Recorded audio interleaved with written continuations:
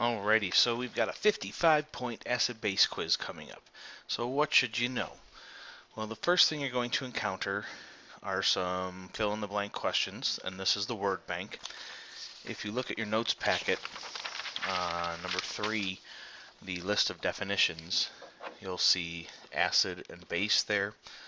Hopefully by now you know the hydronium and hydroxide ion, pH and pOH. You also want to know the difference between these two numbers, 10 to the negative 7 molar and 10 to the negative 14th molarity squared. And you should find that information in letter F and letter G in the list of definitions. Indicator, amphoteric, donor, acceptor, we found those in the notes packet. Question number 5, that's where you'll find the definition for indicator. And question, or part 6 of the notes, that's where you see donor and acceptor for Bronsted-Lowry, and also the amphoteric definition.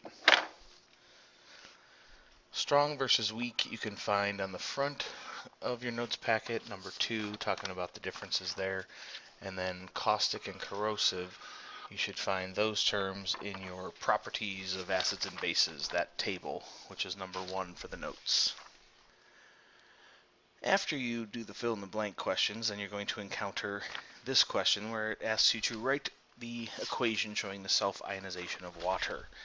And that, of course, is letter E on your definitions page. 2 water molecules collide together and you get a hydronium and hydroxide ion. So that should be pretty simple to write. After that, there'll be some matching of our common acids and bases, and I'll pull all of them from number 4 on the notes packet.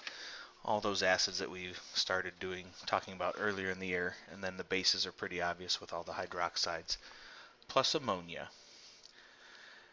After you do that, that'll conclude the front of the quiz, and you turn it over on the back and you'll see the math stuff. And this is where you can use your calculator instructions that also include some sample problems. So you can calculate the pH of the solution and tell if it's acidic, basic, or neutral, and then do the reverse log to figure out the hydronium concentrations. So again, you get to use those calculator instructions, and hopefully you put some good examples on there as well. After you do that, then you'll have to draw those hydrogen transfers. That's the Bronsted-Lowry.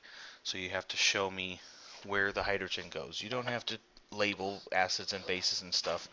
I'm just looking for the hydrogen transfer. Which way does the hydrogen go? So I'll give you a reaction and you just have to draw those arrows. And then you can do the master chemist question. And if you remember, again, that's where you look at how many zeros in the however many times greater I tell you the concentration is. That tells you how much the pH changes. And then if it says hydronium, the pH goes down. If it says hydroxide, the pH goes up. So that's where the 55 points comes from. There'll be a couple bonus questions as well, so you can even get more than 55 points. All right, good luck.